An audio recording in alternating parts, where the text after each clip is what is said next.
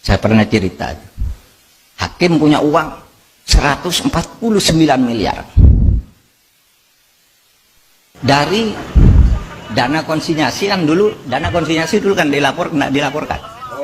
Masuk dia, tapi dia tidak berani masukkan ke daftar kekayaan, dititip ke temannya nih. Pak Agung titip nih uang ya, ini punya saya ya, tapi kamu buat rekeningnya agar saya tidak ketahuan. Begitu pensiun, Pak Agung lari. Mau lapor ke siapa? Mau lapor, kamu kok laporkan itu berarti kamu dulu korupsi, tangkap ya. Iya kan? Karma. Ada lagi yang istrinya bawa uangnya selingkuh dengan bawahan suaminya yang korupsi itu, nggak berani lapor lagi. Itu namanya hukuman otonom. Bahkan kalau ada yang mengatakan ada orang tabrak mobil jedat gitu. Nah itu kalau korupsi katanya, padahal itu belum tentu dan mungkin tidak ada hubungan, tapi masyarakat menghukum begitu, rasain. Seorang yang berlaku korupsi membuat industri-industri hukum itu meskipun bebas dari hukum tapi tidak takut pada hukuman otonom, maka dia akan mendapat neraka. Bukan di akhirat neraka itu, bagi saya neraka itu bisa di dunia juga. Selalu takut, malu, tertekan, disandra oleh bodyguard. Karena apa? Dia sudah keluar, takut kan, nyewa orang, bayar terus, diperas terus. Kalau enggak, saya bongkar kamu. Nah, hidupnya enggak ada gunanya akhirnya. Seperti ini tadi, yang hakim itu tadi, yang punya uang 149 miliar. Akhirnya apa, saudara? Sakit. Tiap hari enggak bisa pergi, enggak bisa jalan. Sakit. Karena sakit terus, mungkin istrinya 2 bulan, 3 bulan tuh ngerawat. Sesudah itu kan bosen juga, jadi ditinggal di rumah nonton TV. Istrinya pergi sama anak-anak. Itu hakim hebat, nonton TV gitu. Penyakitnya apa? Ini kalau mau tidur suntik dulu, kalau bangun untuk bisa duduk suntik lagi.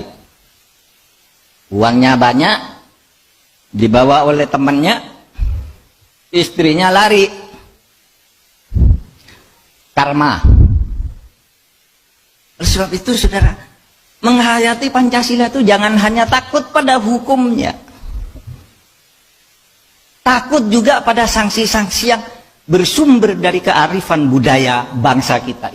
Bahwa kita orang beragama, kita orang tahu bahwa ada balasan terhadap orang yang bersalah. Itu, saudara, itu hati-hati, saudara. Saya ya bukan ingin apa ya, ketika saya hati-hati itu bukan sombong, bukan sok gitu. Saya betul-betul hati-hati kepada Pak Asesmen. Ketika datang dia bilang, Pak, saya tidak minta dicarikan uang.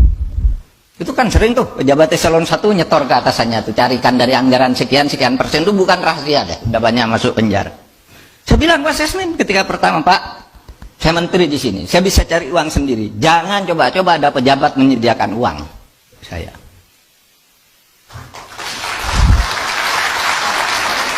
Kenapa? Karena kalau saya perlu bisa cari sendiri, ngapain nunggu Anda? Dia bilang gitu.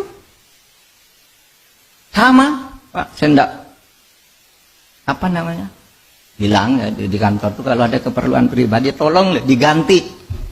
Mungkin malu minta sama saya titip uang nih, minta ke dia, apa saja. Kalau pribadi, tapi kalau uang memang halal ya kasihkan dong, jangan diambil. Ya kan ada tuh yang halal-halal itu. Banyak. Yang halal kasihkan, tapi yang keperluan pribadi saya juga tidak minta dispensasi. Coba nih bayangin orang dari luar negeri bayar untuk tidak karantina. Nih hari ini nih anak saya dan cucu saya pulang dari Nederland 3 hari lalu, saya suruh karantina, tidak usah nyebut bahwa kamu anak saya atau anak karantina. Kalau lebih mudah teknisnya saya suruh uruskan teknisnya saja, tapi bayar 10 hari juga, 10 hari. Padahal saya sudah ingin ketemu dengan cucu, dengan anak, dengan mantu gitu, ingin kumpul. Sudah 10 hari dulu di hotel sekarang, jangan keluar. Kalau nanti keluar terus ada kasus, saya yang ngasihkan kamu ke pejabat, ke aparat. Kenapa? Ya kita harus mulai dari diri kita sendiri, bukan karena sombong. Bukan karena sombong. Kok sombong banget? Justru karena takut. Takut pada itu tadi. Hukum sih mungkin bisa diatur, saya salah telepon, tolong deh, kan salah-salah kecil gitu. Bisa diindustrikan. Tapi moral nggak bisa diindustrikan. Itu nggak bisa. Maka kalau saya sebagai orang beragama mengatakan begini. Kalau hadis Nabi itu mengatakan gini, mana batamin haram annar ahqqu bihi. Kalau kamu berbuat sesuatu yang salah, korupsi, makan uang haram, sewenang-wenang, maka kamu akan mendapat neraka. Nerakanya itu bukan di akhirat sudah mati, di dunia pun kamu tidak akan enak hidup. Karena itu hadis tuh. Tuntunan Rasul kalau bagi saya sebagai orang beragama. Gitu. Sehingga jangan berpikir neraka itu nanti aku sudah mati, kan tidak ada yang tahu kalau saya masuk neraka. Tidak, dia sendiri tahu sejak di dunia pun dia tidak enak dengan itu semua. Gitu.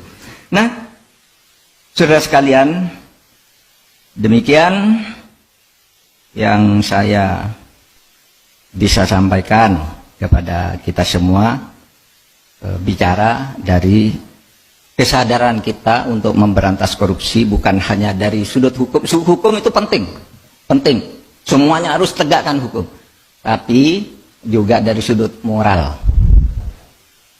Ya, sehingga dua, menghayati Pancasila itu bukan menghayati hukum aja, tapi menghayati juga norma-norma yang belum menjadi hukum. Karena Pancasila itu harus diturunkan dalam norma-norma, itu kan baru filosofi, asas gitu. Lalu ada normanya yang ada hukum. Ini banyak yang masih di tingkat asas, belum jadi norma. Nah di situ yang masih di tingkat asas dan filosofi, itulah kesadaran moral kita, kesadaran budaya kita, kesadaran jati diri kita sebagai bangsa, dan fitrah kita sebagai manusia. Terima kasih. Assalamualaikum.